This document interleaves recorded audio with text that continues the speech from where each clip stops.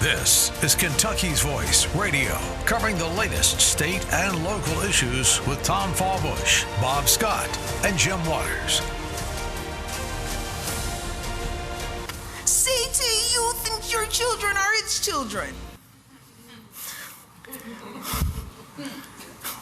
Yes, we do. We do. Yeah, well, if you've seen This is if you've seen one teachers union, you've pretty much seen them all. That's Stacey Gates, the current president of the Chicago Teachers Union.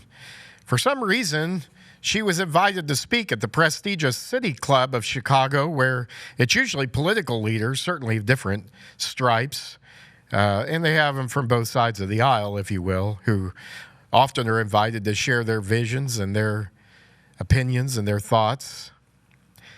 And speaking of vision, we certainly did learn something of Stacey Gates's vision of public education, and that is something we've suspected that the union bosses think and believe for a long time, and that is that our children belong to the union, belong to the system.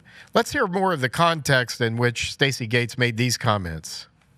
Baldwin says the children are always ours. Always. Yes. Always. Every single one of them, all over the globe. And what comes next is, CT, you think your children are its children? Yes, we do. Yes. We do. We do. CTU thinks all children belong to it, and there's socialist conspiracy ideology. Well, I don't know about all that, but we like children. We educate them, we nurture them, we protect them, we support them, we negotiate for them, we create space for them. We even have them in our homes. That's right, folks. That's Stacey Gates, the president of the Chicago Teachers Union, saying that your kids aren't yours. When they're in school, at least, which is most of their early life, they belong to the system. They belong to the union, which is part of the system, which includes bureaucrats who oppose freedom for parents, who oppose parent involvement in their children's education, which is really ironic because they'll blame parents for not being involved as really being at the heart of many of the problems of our public education system, and yet they will go to the mat to deny parents the ability to choose where and how their children are educated. By the way, I don't know if I'm more concerned about what Stacey Gates said about that, or she said, well, the socialist ideologies, I don't know about all that. See, you can be a socialist and not know it. Okay, you can, and that's pretty dangerous territory. But back to the point, this isn't just rhetoric. This is a mindset that puts union power, system control over parents and over students, and it has got to end at some point. When I saw this, it reminded me of this quote by Michael Malise, who's a pretty well-known libertarian author. He said, socialists regard your property as their property, but even more nefariously regard your children as their property. So here we have a school system in Chicago, Illinois, one of the largest cities in America. At times it's ranked number 2, other times number 3, as terms of being the largest city, certainly one of the larger school districts. Their schools are crumbling. Their enrollment is down 70,000 students over the last decade. Some schools are spending close to $93,000 per student. That was reported recently by Fox News, and fewer than 1 in 3 kids can read at grade level. Does this sound familiar? Does this sound like another school system you've heard about? How about the one that we're sitting in its district right now? See, it's fine. Everybody can talk about Chicago, and I want to lay out what's happening there because it's not good.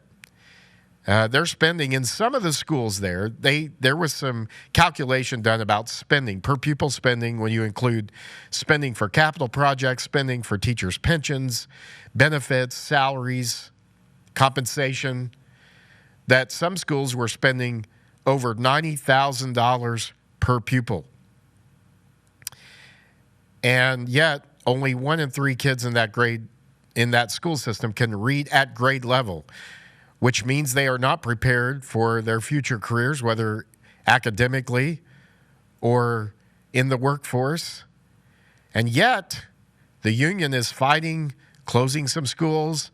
They fight turning some failing schools into charter schools or allowing some charter schools to have some leftover public school property. And they are pushing for a $1.5 billion contract this year. So none of this says we're prioritizing kids over this system. None of this says we're prioritizing kids' futures. This is what happens when unions prioritize their control over kids' futures. And I'm going to tell you right now, if you've seen one teachers union, you've seen them all. And we may not have the kind of attention-getting, radical, in-your-face, screeching of a Stacey Gates in our unions here. Sometimes I wonder if it might not be better if we did. Then I think taxpayers and people here in Kentucky would absolutely not tolerate that. And they would get a real sense of really what's happening and the negative influence and consequences of the unions upon our system. The Jefferson County Teachers Association, which is the local union, they have a collective bargaining agreement with the local school system. They represent thousands of teachers in the Louisville Public Schools. They are the most powerful, controlling teachers union in the state. We also, of course, have the Kentucky Education Association, which is the statewide teachers union, but ironically, teachers are not required to join that. I like to say we had right to work here in Kentucky even before we had right to work, and it was with the teachers. They were not forced to join the union. But like Chicago's union, JCTA, the Jefferson County Teachers Association, has often demonstrated without question that it is more about protecting its own interests than it is about fixing education. Kentucky's public schools, only 36% of students in our Jefferson County school system can read proficiently in the 4th grade, 29% in math. By the way, I thought school choice evangelist Corey DeAngelis' response to Stacey Gates' nonsense on X was quite appropriate. I thought he said the irony is glaring. Well, he actually told Fox News Digital this. The irony is glaring. If the CTU were a parent, it would lose custody for educational neglect and abuse, given the catastrophic failure of Chicago's public schools. Isn't that right? Here she's talking about children belonging to them and that they care for them and that they educate them and they negotiate for them and on and on. And yet, they're neglecting their educational progress, and they're using the kids to protect their own power and their own security. But we've seen the same thing here with Jefferson County. JCTA has fought tooth and nail against school choice. Think charter schools or opportunity scholarships that let parents pick the best fit for their kids. In 2021, the Jefferson County Teachers Union lobbied hard against House Bill 563, which would have expanded school choice options, claiming, quote, it drains public school funds. But aren't these dollars parents' tax dollars? Aren't these taxpayer dollars? Why can't they decide where the money goes? Jefferson County Teachers Union also pushed back on performance-based pay for teachers, keeping a system not based on merit, not based on performance, not based on how well we're doing with our kids and our students, but how long we've managed to hang around the system. So you can have a terrible teacher who's failed year after year with their kids, and yet because of their seniority, they can be paid more and have more job security than a younger, brighter, new teacher who's really dedicated to educating their kids and who's actually doing so. So this isn't about helping kids. This is about maintaining a monopoly. And I often think about a quote that was attributed to Albert Shanker, who was former president of the American Federation for Teachers for over 20 almost 25 years back in the 70s and 80s and 90s. And he gets attributed with saying, when school children start paying union dues, that's when I'll start representing the interest of school children. Now, there's some dispute about what he actually said, but I find it kind of humorous that his defenders will say, well, he probably didn't say that. He probably said something like, I represent teachers, not children. Okay. Well, do you see the tone deafness here? Either way, Albert Shaker was telling the truth. And we've seen this played out, that the unions will oppose any cuts, any reforms, any choices, any changes. Stacey Gates is demanding that the Chicago Public Schools Board help fulfill her district's $529 million gap. Why? To better educate kids? No. But it's to protect the adults in the system who, with the drop in student enrollment and more parents deciding to find another way to educate their children, are losing their reason for even being hired there. And she's going to protect them at all costs. So she doesn't want to make any cuts in the system. She wants to borrow more money for a failing system. We saw this as well, just the tone deafness. We saw it with COVID. We saw it here in Jefferson County. The Jefferson County Teachers Union, just like the Chicago Teachers Union, opposed reopening our schools even after the CDC said it was safe, even after the health experts said it was safe. It was all about protecting the adults in the system. It's got to change. Well, speaking of Jefferson County schools, they're now using copyright laws to deny parents' requests to see curriculum and material used in the classroom.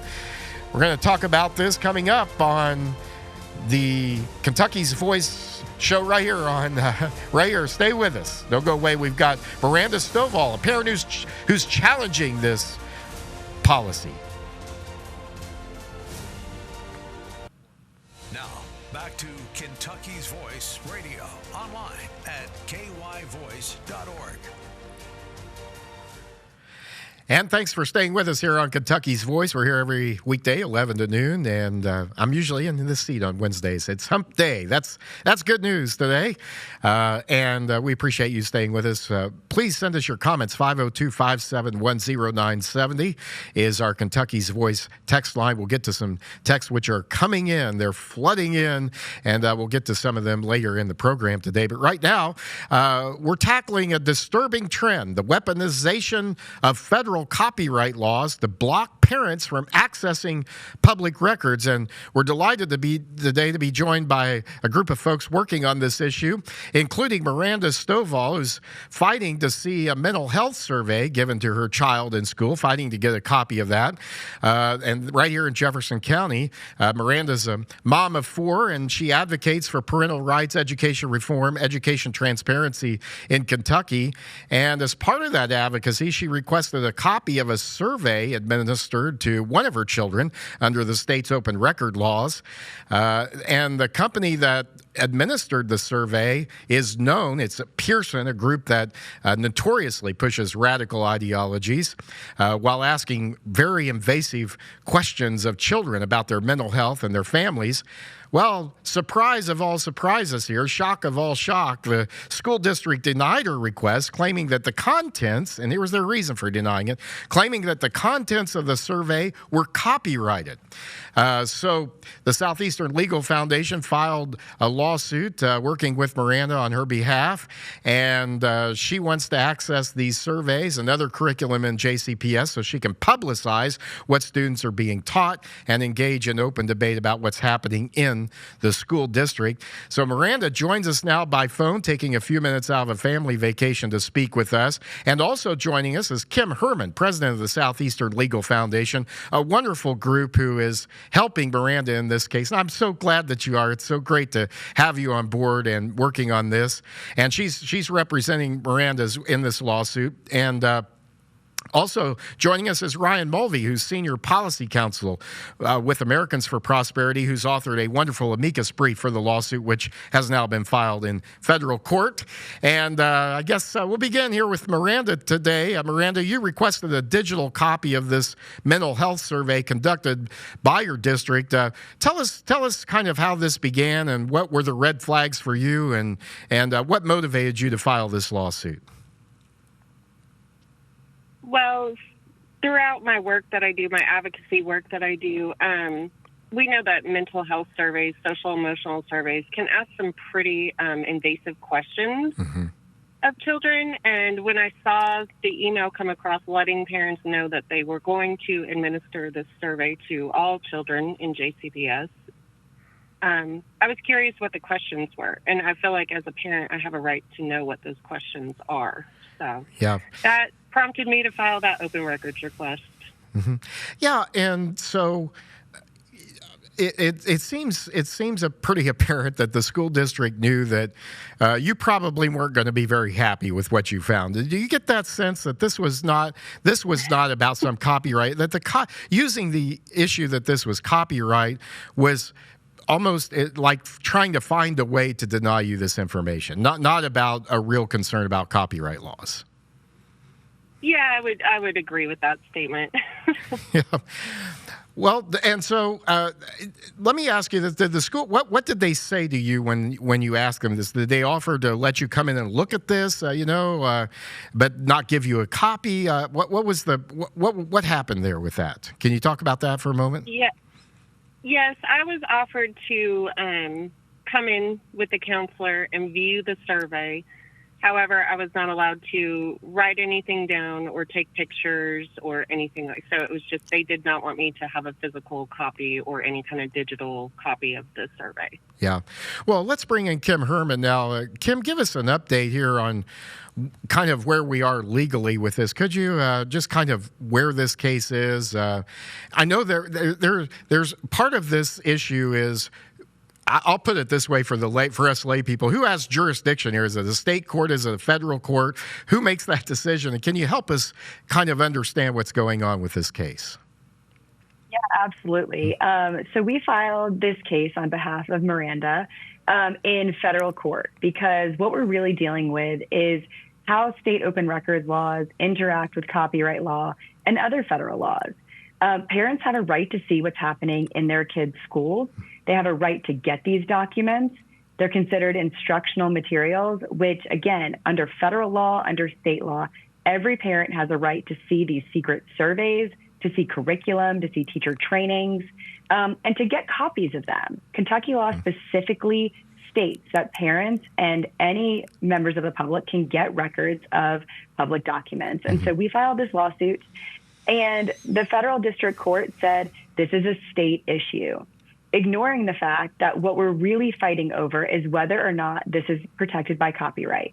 All Miranda wants is to see this document and to be able to share it with other parents. She's not looking to sell it. She's not looking to profit off of it. Right. And copyright law considers that a fair use. Yeah. And so now we've appealed it to the Sixth Circuit and are just simply fighting over what court can rule on this issue. Yeah, because if this is allowed to stand, that argument could be used for any request almost that a parent makes that would have to do with curriculum, right? I mean, you've said that if the JCPS continues to stonewall Miranda and other parents, it's going to shut the door to transparency, accountability, and this is very important for our public education system, especially when it's not performing well at all for our students. This is just another indication to me that this is just a tactic being used, not real concern here about any, because we already have copyright laws, right? If somebody misuses the material, right, and they sell it or they do something, there's already laws to cover that. Absolutely, right. And so their copyright is protected. And this is not a Kentucky-specific issue, unfortunately. This is something that we've been seeing over the last several years across the entire country. And that's why there's been model legislation. We've seen states adopting it. We need to see more states adopting it.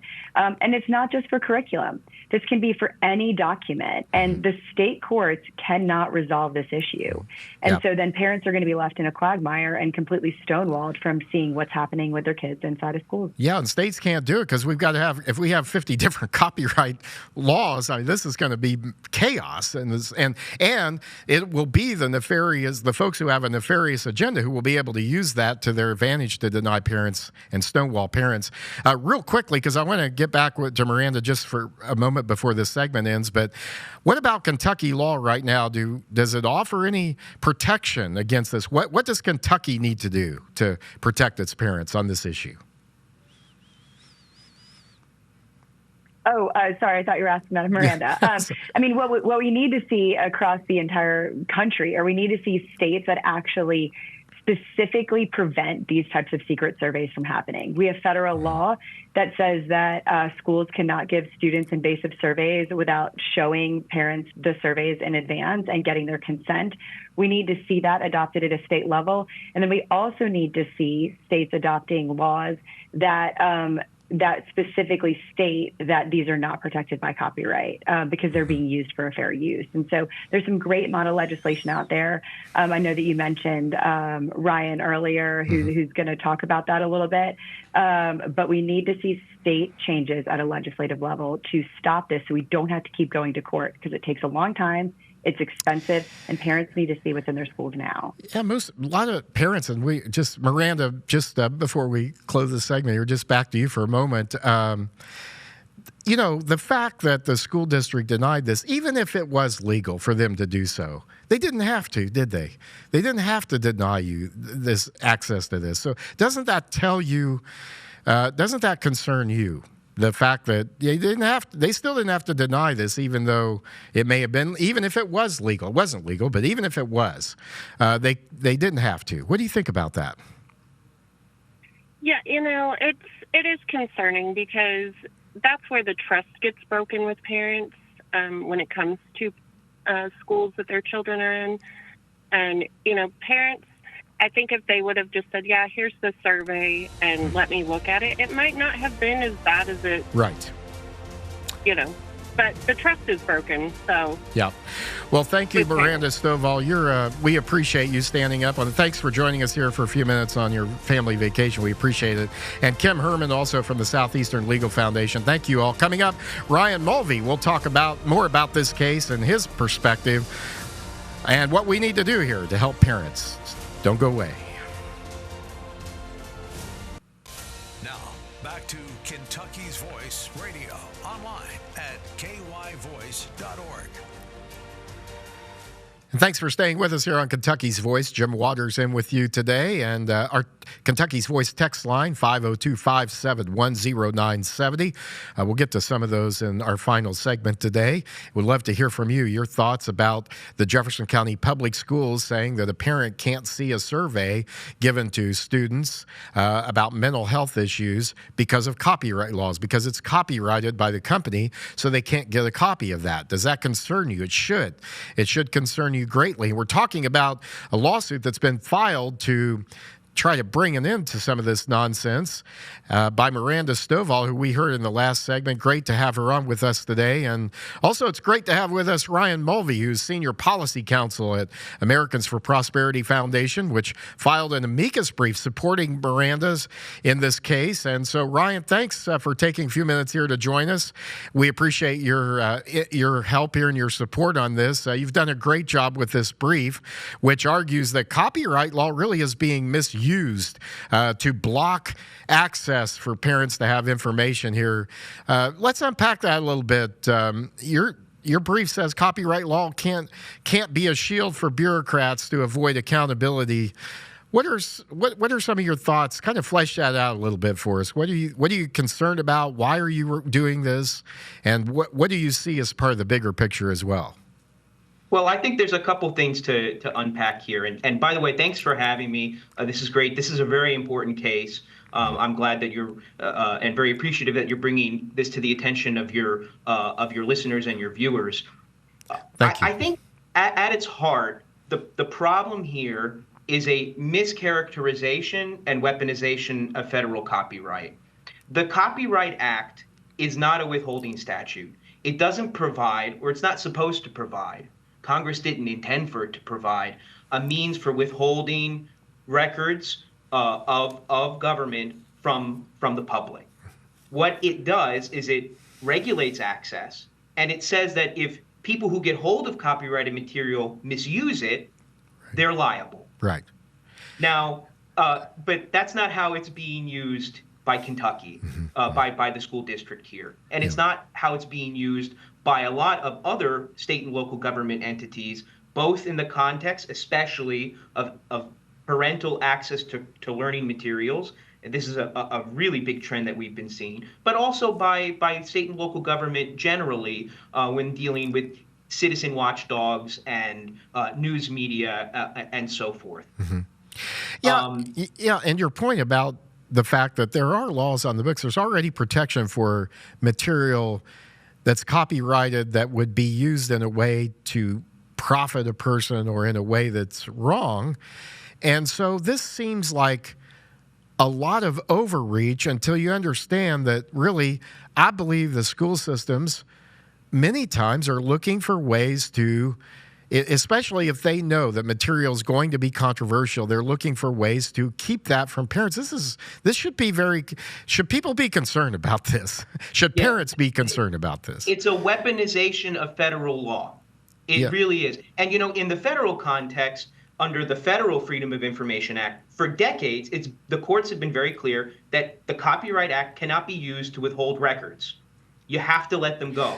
Because the courts noticed if you allow government to use copyright to block access to records, independent from what the actual FOIA statute might say, then it's going to be used as a shield to hide anything that's embarrassing or controversial. And that's exactly what we're seeing with the parental access to curricular materials and in also shielding records from the news media. You're seeing creative use of copyright asserted on behalf of third parties. Because notice here, the school district said it's not our copyright, it's Pearson's, but we're still not going to let you see it. And that is deeply troubling. And it's a trend. And as Kim mentioned in the last segment, a lot of groups are starting to mobilize and provide model legislation and push for legislative fixes so that this can no longer happen. AFP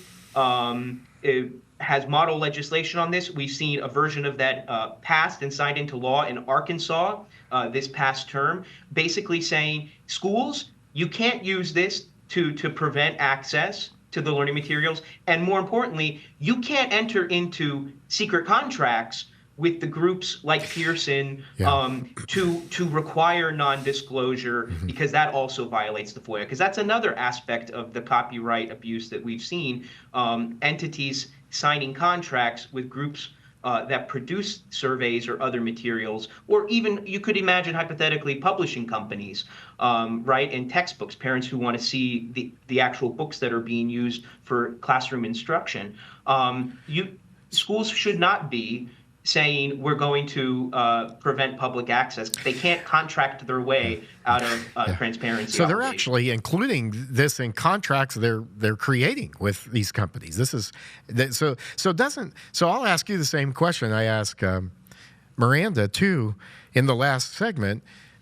So this really speaks, don't you think, to the mindset of the system? Even if the school district did act legally, technically legally, and just let's say it didn't have to give her this survey, don't you think this speaks to the mindset of what the system really is intending to do? And that is to deny, as you said, to deny a parent information it knows is going to be controversial, information they're going to challenge, curriculum they're going to challenge. And if we start doing this across the board, and I think we have a system here that would be happy to deny a lot of requests by parents. I think it speaks to the mindset of the system.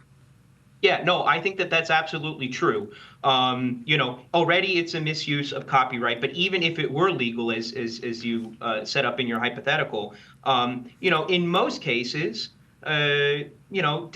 state laws are different in different places, but usually exemptions or grounds for withholding under FOIA laws are discretionary, which means that even if the government can withhold it, it doesn't have to.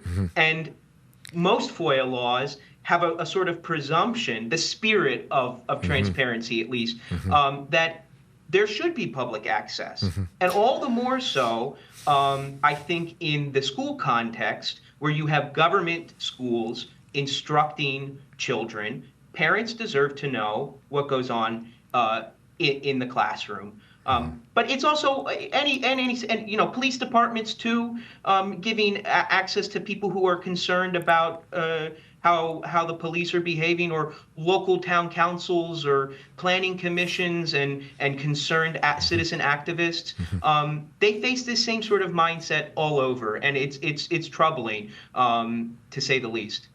So talk a little bit. We're talking with Ryan Mulvey with the Americans for Prosperity. He's their senior policy counsel, and we appreciate you joining us, Ryan, here for a few minutes today.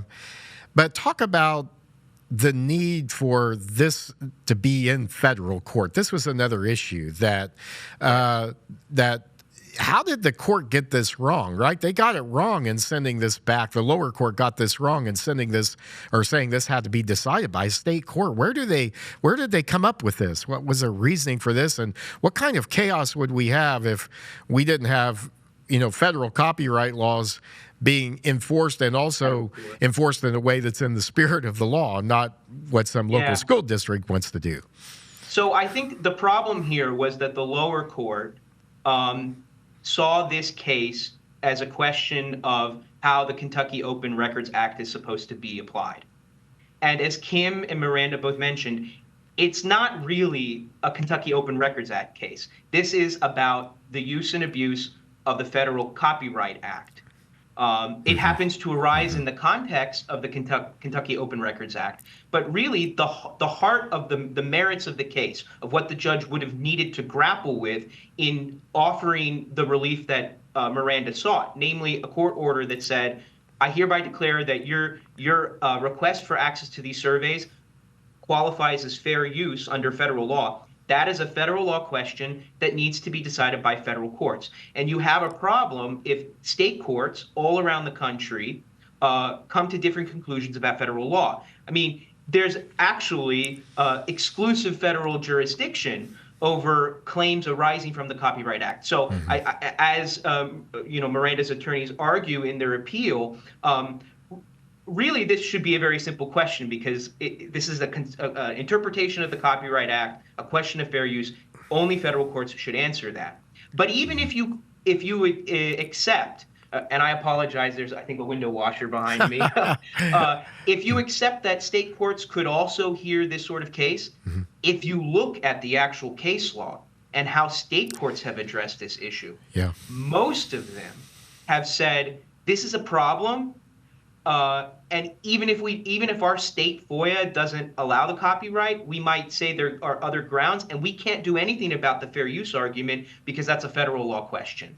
So state courts don't want to take these cases because they don't think they have jurisdiction. So if the federal courts say no, go away, and the state courts say we can't help you, what's a concerned parent like Miranda supposed to do? They're left without a remedy. So I'm kind of surprised there hasn't been more precedent. Has there not been a lot of precedent in this with federal courts? No, to tell you the truth, I don't think there has been. I don't want to say that this is absolutely a case of first impression. It certainly seems that way in the Sixth Circuit. So the Sixth Circuit, this ruling has a big impact just beyond this particular case here. I mean, this is the precedent set by the court is going to really be important here, isn't it? I think so, and I think especially now because we have a noticeable increase in the use of copyright claims by state and local government. The issue hasn't really made it through to many federal courts. Miranda's case might be one of the first, but that, as you mentioned, underscores why it's so important for the Sixth Circuit to get this right and to explain why the lower court was wrong and why federal courts need to be providing the answer here. But no matter how that comes out, it's important for state governments to respond and to prevent this sort of dilemma from arising in the first instance. So we need model policies like AFPs or bills like the Arkansas legislation that passed in other states, maybe even Kentucky, so that we don't see schools and other state and local government entities hiding records from public eyes. Yep. Unfortunately, we're going to have to think about that, it appears, in the future. So, Ryan Mulvey with Americans for Prosperity, Senior Policy Counsel. It's been great having you on. I hope we can please keep us updated on this case, and we want to have you back with us on some other things too. So, you can be one of us. Have a great rest of the day. So, God bless. All right, stay tuned. Coming up in our final segment today, we're going to talk about red flag laws, and we're going to talk about a new nomination to the federal judgeship from Kentucky. Don't go away. Thank you. Now, back to Kentucky's Voice Radio, online at kyvoice.org. Jim Waters here with our final segment on today's program here on Kentucky's Voice. Thanks for joining us and making this part of your day right here live on the radio. And then you can watch us this afternoon at 4 o'clock, as you can each weekday. Kentucky's Voice on WBNA Channel 21 right here in Louisville, Kentucky, right here in the heart of it all. We appreciate you taking some time to join us, also to respond on our text line at 502-571-0970. We talked in our first segment today about the negative impact the teachers' unions are having on school districts based on some comments out of Chicago and the Chicago Teachers Union president there, Stacey Gates, and some of the just off the charts comments, radical, saying that the children in the district belong to the unions, belong to them, and talking also about the same mindset that we have in teachers unions across the country, including right here in Jefferson County. I mean, why else would a union oppose a parent's right to choose how, where, and in what way their children are educated if it wasn't about control, money, and power? That's what it is.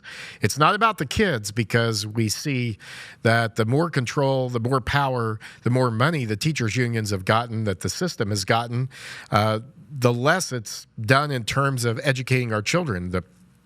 The job has gotten, the outcomes have gotten worse, not better, or at best stayed the same in many cases, certainly not improved. And it has to improve when only 1 in 3 of your kids can read proficiently, do math proficiently, and are not prepared for the future.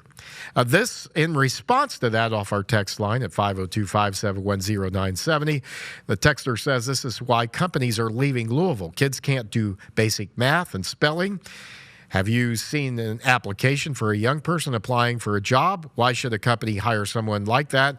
It is absolutely shameful that graduates of JCPS cannot function in everyday society because they are ignorant, he says. It starts at home. Parents need to be concerned about their children's performance in school, but they are just as ignorant about what's going on as the children. Well, so I think there's some blanket statements there that don't necessarily apply, obviously, to all children or all parents or all families. I mean, I think there is a growing number of taxpayers and families in our community and in our state who are beginning to understand that the system, unfortunately, has other priorities than just the educating and preparation of their children. And I think this is going to show itself, and there's going to be responses based upon this changing mindset in the future. We're going to see that. But it is true that sometimes parents have been pretty naive about what's happening in their children's school and what's happening with their children's education. But I think that's changing to a large extent. I think more and more parents are concerned now. And, I think that it is unfortunate that by the time kids find out that they haven't been educated in this system, it's too late. They're graduated, they've gone on, they're struggling to make it, and without the tools they need. We cannot allow this to continue. And by the way, the answer is not more money. That's what groups are saying now. They're coming out, calling on the legislature to spend more money in the upcoming legislative session. Listen, folks, we have increased spending in education per pupil, funding in education by over 120%. Inflation adjusted since the Kentucky Education Reform Act was created back in 1990, and yet academic outcomes have remained very poor, and that's on state and national tests. The educational outcomes of our low-income minority students are terrible. They're in the pits, and so there's no reason here to believe that throwing more money at this problem is going to fix it. What we need is to re-empower parents and get them engaged by saying, you're going to decide what kind of education your child gets. We're going to help you, but you're going to make that decision, and not some nameless, faceless bureaucrat somewhere in a central office making six figures for whom we're paying their pensions and their health care benefits and their salaries, and they're failing us. Those days have to come to an end. 502-571-0970, our Kentucky's Voice text line. Would love to hear some more comments on this, and if you haven't, please send them our way. We'll try to get them in here as we can.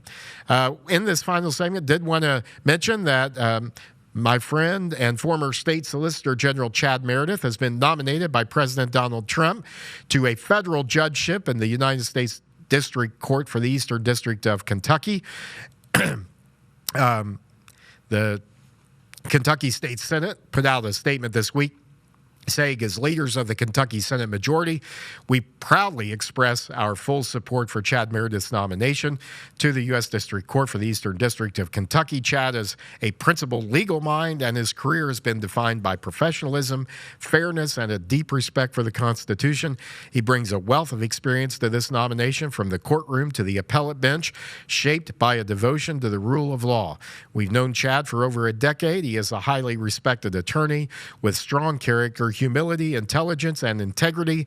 Those who have worked with him know his commitment to justice is driven by principle. This is also a proud day for our colleague and friend, Senator Steve Meredith.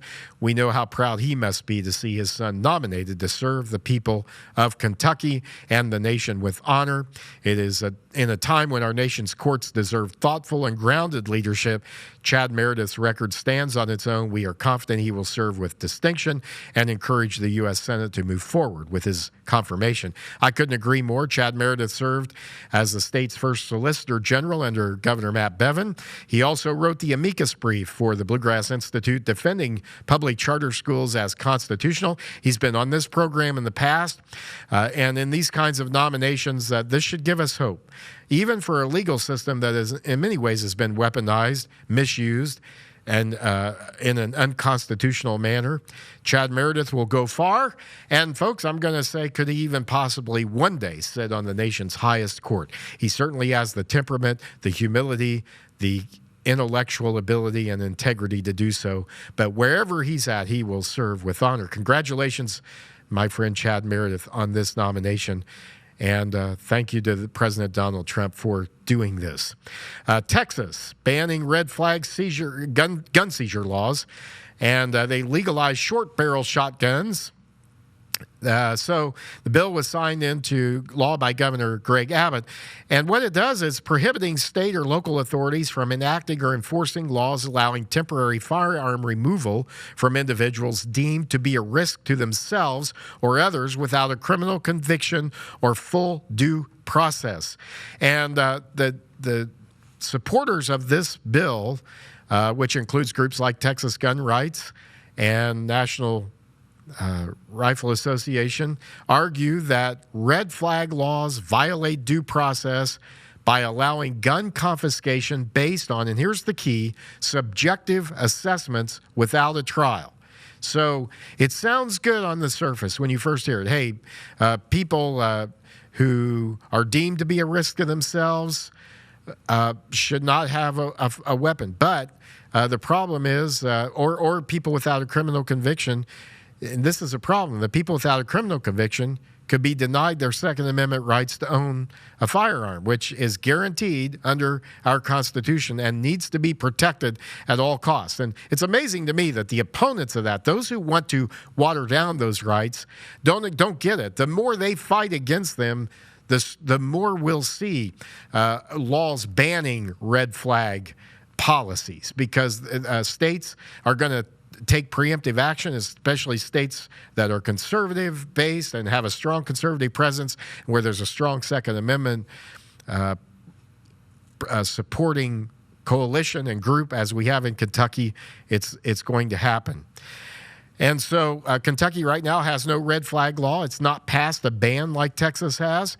Will Kentucky do it? We'll see, because we've seen real concern about any attempt to deny Second Amendment rights to individuals based on subjective determination by some government bureaucrat, even by law enforcement, as good as they do. You know, they cannot make these decisions subjectively and get it right in every case, and someone's rights and freedoms are going to be violated if we do. So I think that there's good reason for being concerned about this, and Texas certainly has taken action. Will Kentucky do so?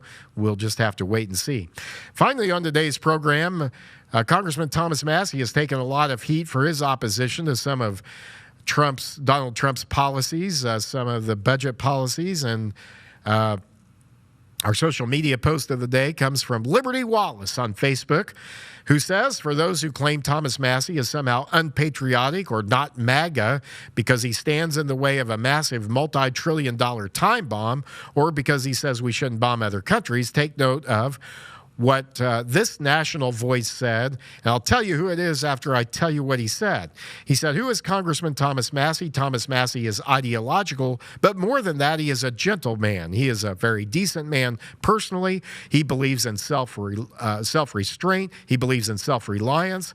He built his own off-grid house. He lives in the community he's from, knows everybody. His rise in politics was totally organic. He wasn't in the Young Leaders program at Davos. He's like the most American person, married his high school girlfriend who passed, has great kids who love him. I can't imagine a more American man than Thomas Massie. You can totally disagree with Thomas Massie. You can think his ideas are dumb or whatever, fine, but to impugn his character is so disgusting to me. And that comes from Tucker Carlson, national voice defending Congressman Massie's integrity, and let me do the same. You know, I think it's fine to have disagreement. I think it's fine for President Trump to criticize Thomas Massie's policies, his positions. I think it's just as right and proper for Congressman Massie to take his stand and represent his constituents in the way he thinks they should be represented, and to stand upon the principles that he believes made this country great. We've always had these disagreements, and out of that, it's healthy, because out of that usually comes something that's really good for our country. So let's have the debate, let's have the disagreement, but let's not question motives and characters unless there's a reason to. I mean, and there's no reason to with Congressman Massie. He's been a great American, a great Kentuckian. He's been reelected by his district in northern Kentucky several times, despite many attempts to try to defeat him. I predict that he'll be serving as long as he wants to. He's my friend, and I think he's a person of integrity, and I think he's a person of principle. I think Donald Trump also believes strongly in what he's doing. And out of that, let's have the debate. Let's have the argument. Let's not be afraid of that. But let's not impugn each other's character. I have not heard Thomas Massie do that with Donald Trump. It should not happen in Washington. We need better than that. Better than that. So thanks for joining us today, and we appreciate you being with us here on Kentucky's Voice. Be sure to join us this afternoon at 4 o'clock on television, Channel 21 WBNA, and we'll get to some of these text messages next time. Thank you all. God bless. Stay strong. Stay conservative. And God bless the Commonwealth.